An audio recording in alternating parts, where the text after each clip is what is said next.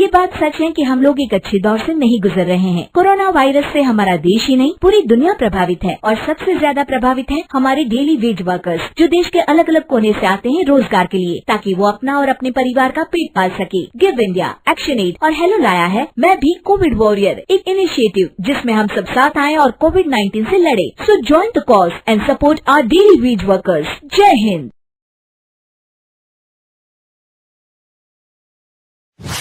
रजनी को बचपन से ही पेंटिंग का बहुत शौक था।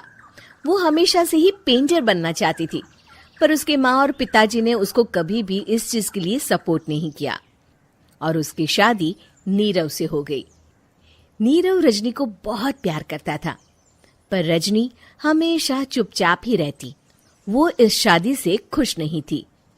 वो ये शादी नहीं करना चाहती थी। उसे तो हमेशा से पेंटर जो बनना था। अपने इस सपने को वो नहीं पूरा कर पाई, इसलिए वो हमेशा उदास रहती थी। रजनी, बहुत ही बढ़िया फिल्म लगी है, कल देखने चले? नहीं जी, कल मुझे बहुत काम है, मैं नहीं जा पाऊंगी। अच्छा तो कोई बात नहीं, संडे को चलते हैं। देखिए, मुझे फिल्म देखना पसंद नहीं है। आपको जाना है तो चले जाइए। नीरव को मना करके रजनी वहां से चली जाती है और अपने बैग को खोलकर उसमें बंद पड़े ब्रश और कलर्स को देखकर रोने लगती है। रजनी, चलो ना कहीं बाहर खाने चलते हैं, कुछ तुम्हारी पसंद का। जी, मुझे नहीं जाना, मेरी तबीयत ठीक नहीं है। रजनी वहां से चली जाती है। नीरव को समझ नहीं आता कि रजनी उससे इतना दूर क्यों रहती है। वो जब भी उसके साथ वक्त बिताना चाहता है, रजनी कोई ना कोई बहाना बना देती है। एक दिन घर पर कोई नहीं था। रजनी घर का सारा काम जल्दी से खत्म कर लेती है। घर पर अकेले होने के कारण वो सोचती है कि वो आज पेंटिंग करेगी। वो अपने कमरे में जाकर पेंट ब्रशेस और कलर्स निकालकर जैसे ही कलर मिक्स कर रही होती है कि दरवाजे पर बेल बज जाती है। अब कौन आ गया इस वक्त? इतनी मुश्किल से तो मुझे पेंट करने का मौका मिला है। रजनी दरवाजा खोलती है तो उसकी सास अपनी सहेलियों के साथ खड़ी होती है और सब घर के अंदर आ जाते हैं। अरे बहू, सबको शरबत बनाकर पिला दे, बाहर तो बड़ी गर्मी है। उफ। जी। रजनी पेंट ना कर पाने से उदास हो जाती है।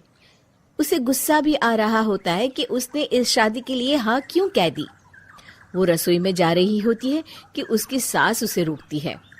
बहू, सबके खाने का भी इंतजाम कर लेना, आज का लंच तो ये सब यहीं करेगी। हाँ।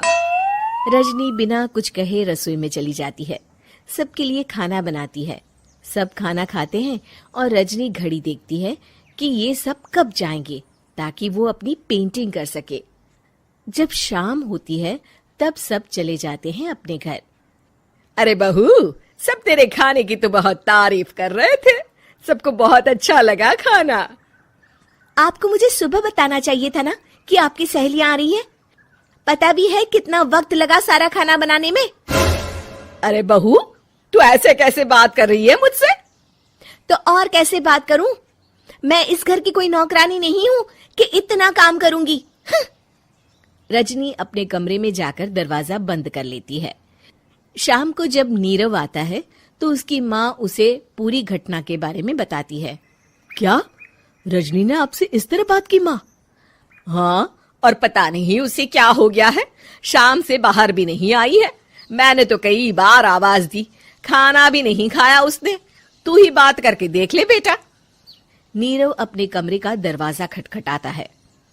रजनी, दरवाजा खोलो, मैं हूं। रजनी दरवाजा खोलती है और फिर वापस जाकर अपने बिस्तर पर लेट जाती है। रजनी, माँ से बात करने का ये क्या तरीका है? मैंने कोई गलत बात नहीं की है।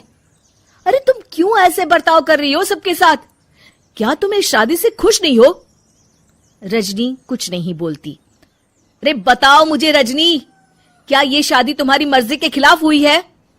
हाँ, मैं ये शादी कभी नहीं करना चाहती थी। तुमसे क्या, मैं किसी से भी शादी नहीं करना चाहती थी। रजनी रोने लगती है। चुप हो जाओ रजनी, बताओ मुझे, तुम क्यों नहीं करना चाहती थी शादी? रजनी बेड के नीचे से अपने पेंटिंग्स, कलर्स, ब्रश, पेपर्स निकालती है। इतने में उसकी सास भी कमरे में आ जाती है। ये देख रहे हो, ये थे मेरे सपने। मैं पेंटर बनना चाहती थी, पर माँ पापा ने कभी सपोर्ट नहीं किया और मेरी शादी करवा दी। मेरे सारे सपने टूट गए। हर वक्त बस गुस्सा आता रहता है मुझे। मैं जानती हूँ कि आप लोगों की इसमें कोई गलती नहीं है, पर मैं क्या करूं, मुझे समझ में नहीं आता।